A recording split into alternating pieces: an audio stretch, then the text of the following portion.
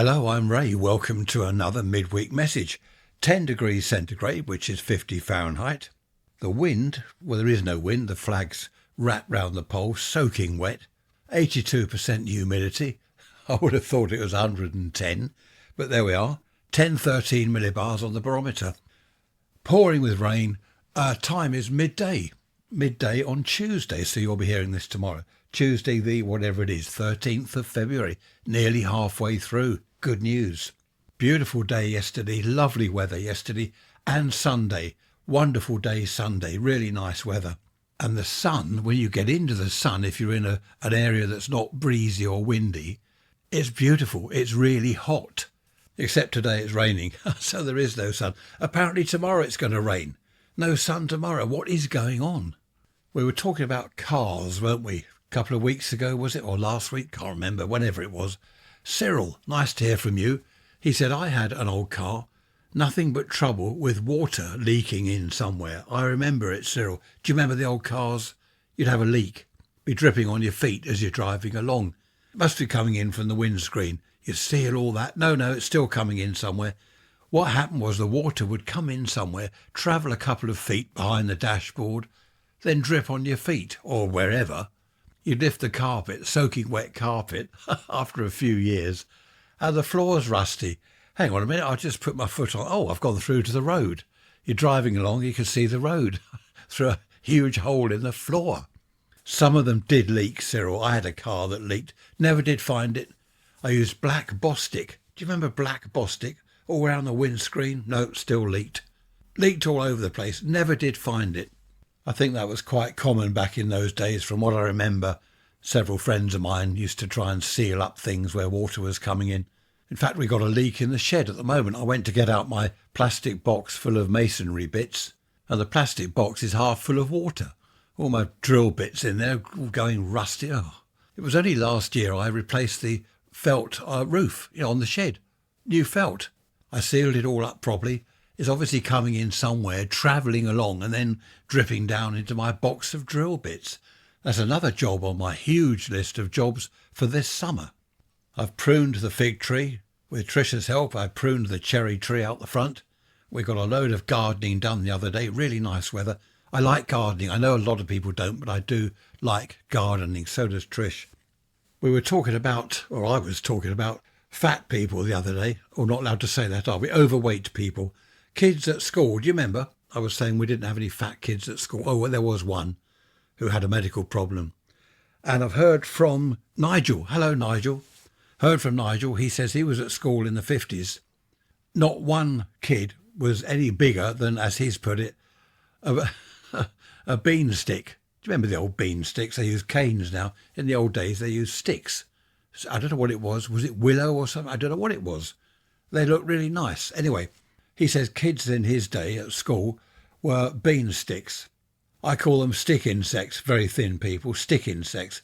My sister-in-law's a stick insect. Oh dear. Anyway, moving on swiftly. Nigel says that he was just like me, didn't sit down for 5 minutes. I didn't.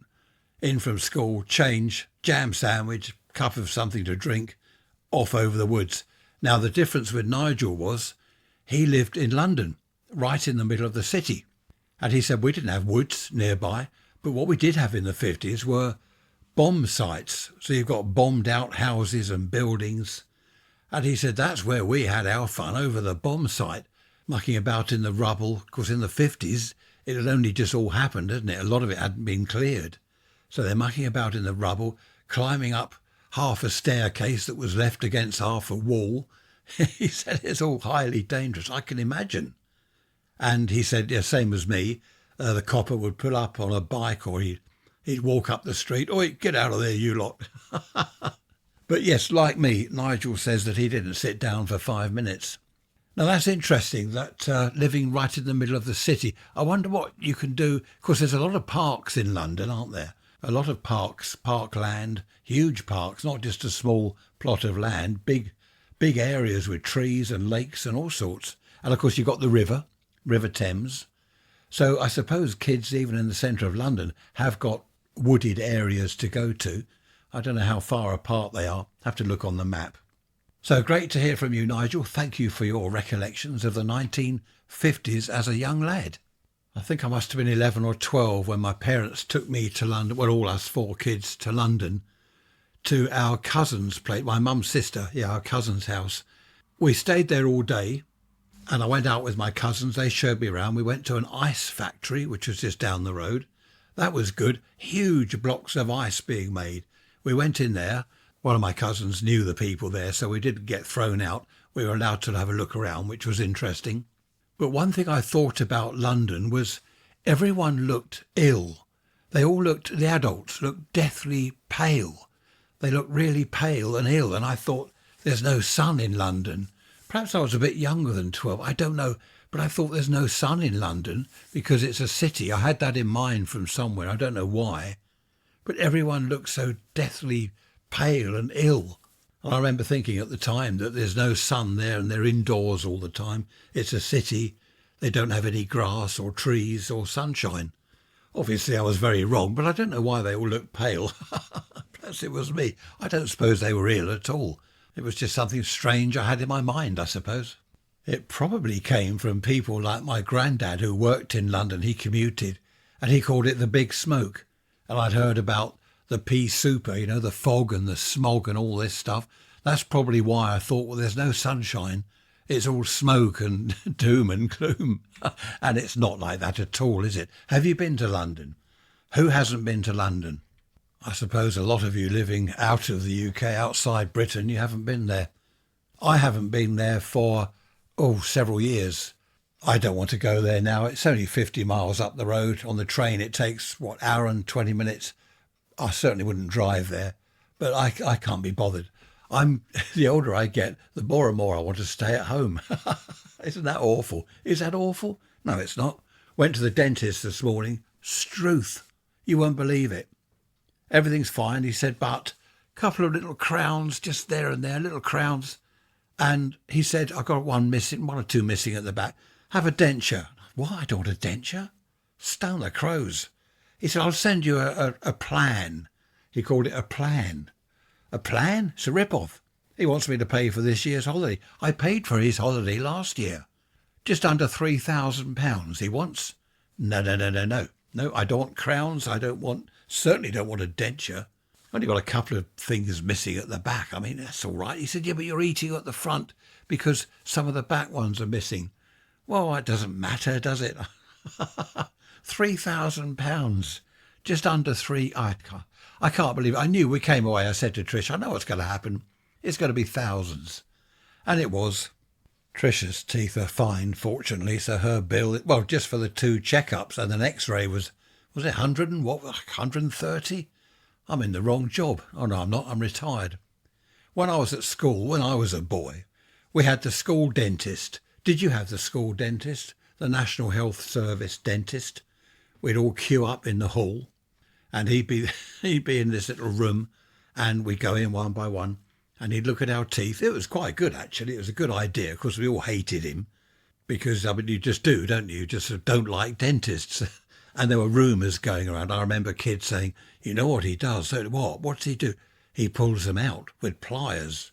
No, yes, yeah, if you've got a bad tooth, he'll pull it out with pliers and there'd be blood everywhere. You know what kids are like. Awful. But that was a good idea, the school dentist. And then if you needed any work done, you would then, go to his place, his dentist place, and have the work done.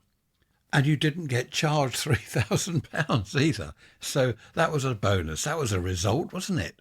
Then we had the knit lady, knits in your hair, ticks or whatever they're called, fleas or something. We had the knit lady come round and sort out anyone that had got knits. We had the school doctor. He was good. You go in to see him one by one and he'd check you all over and listen to your heart and stuff like that. It was a good idea because that way you had your teeth sorted out. If you had any medical problems, the doctor would sort that out. What happens these days? Nothing. Well, you can't go to the dentist these days. People can't afford it. Dreadful situation.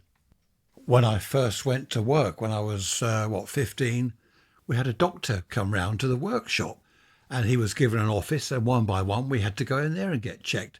I don't know what that was all about. It was just like the school doctor. I remember thinking this is just like being back at school. I didn't expect a doctor to come round to the radio and TV workshop and check us all over. Of course, one of my friends there, who's older than me, he said, "Oh, you know what the doctor does, don't you? I can't tell you because it's rude."